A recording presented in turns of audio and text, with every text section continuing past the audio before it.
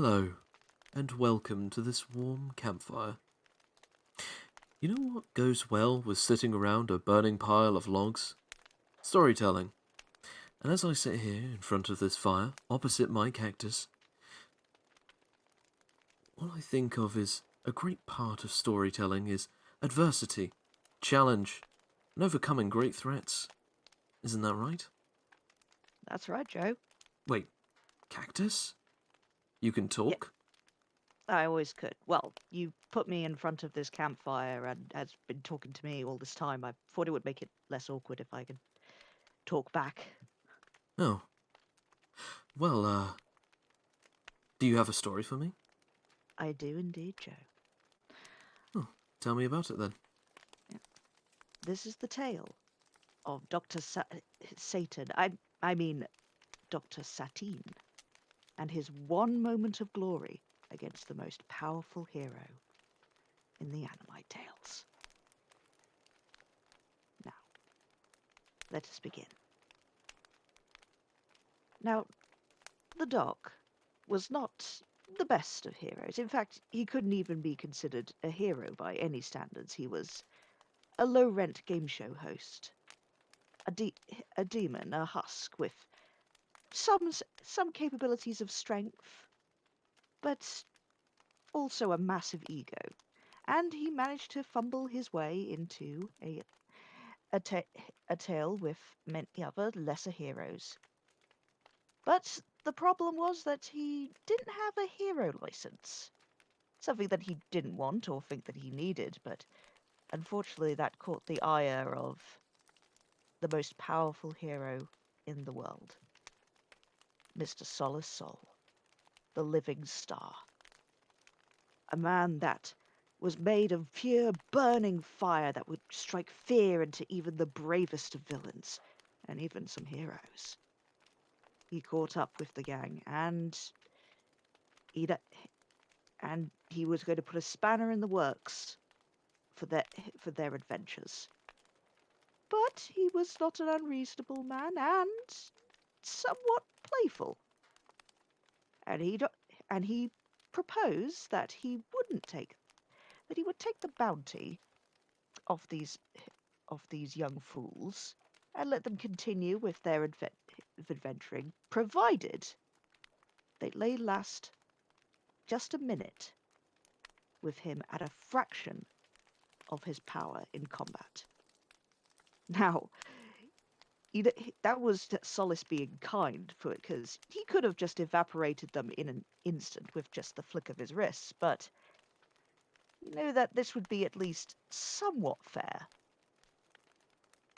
Now, in the party, we had a skilled swordswoman, a massive beast of a man known as Donk,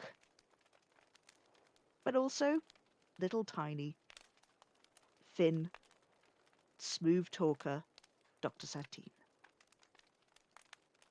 So naturally, Dr. Satine volunteered, much to the surprise of everybody, because he was a tiny twig of a person, and he would most certainly get crushed. But Dr. Satine had a plan. Took one look at Solace and knew exactly what to do. This was a plan. This was a fight that required, as he said, finesse. And so he stepped into the ring. Solace squared up, towering over him, the heat radiating off his entire body. And they began. And to his surprise, Doc did not throw any punch or even attempt to duck. He simply went straight toward Solace and grabbed one of his gloves.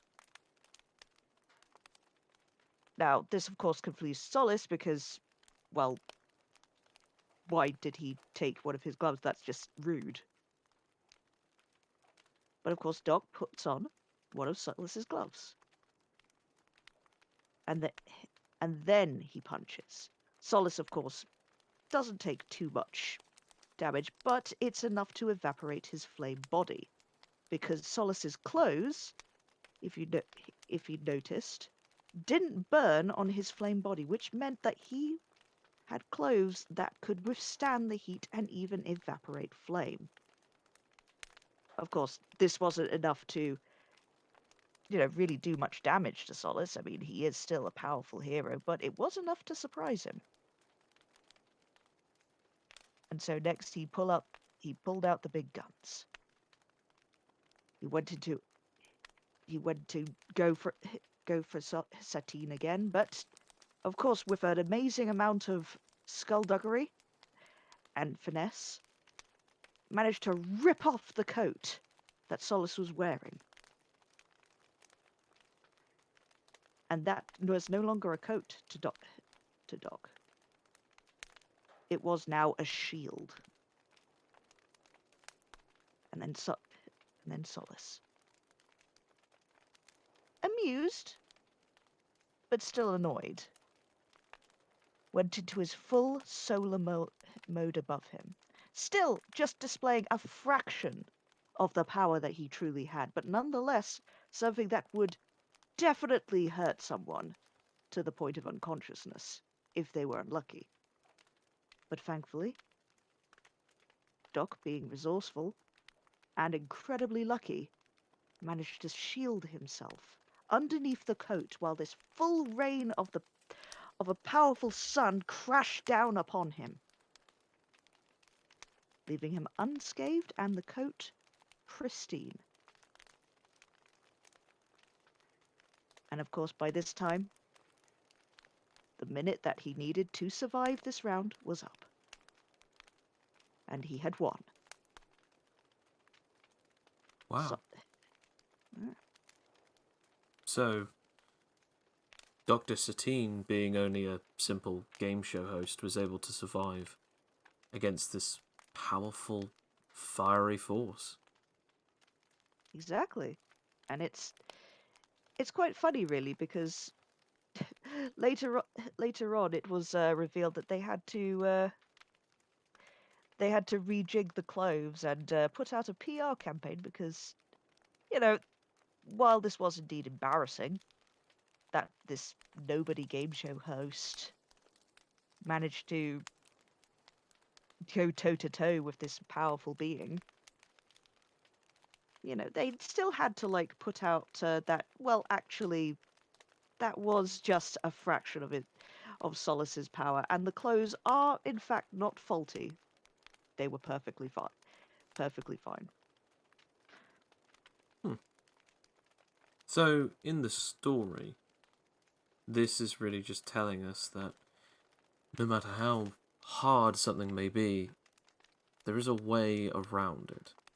For instance, Solace's clothing was the main reason as to why he could be dressed, but it was also the only way that he could survive. It wasn't about winning. In fact, I don't even think that, based on what you've said, Dr. Satine could, but it was not about winning, it was about surviving. And he did it. Exactly. Possibly his proudest moment. Interesting. To have a foe standing in front of you like that, to have any adversity seem almost impossible. It doesn't matter if he had won, it was that he had bested the situation.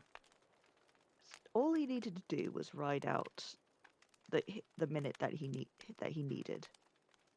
And he knew that the others couldn't do that. They would just go straight to attacking or try and ride it out, and they may not have been able to. Hmm.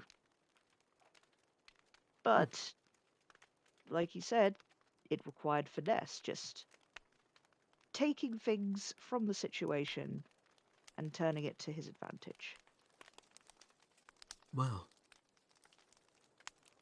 I guess that was one flame that couldn't be easily extinguished, but at least Satan or Satine could at least deal with the heat for the time being.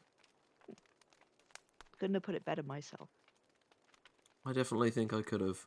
And I thought of something else, but I'm still taken aback by the fact that you can talk, Cactus. Well, I think that's another story for another time. Yes, perhaps.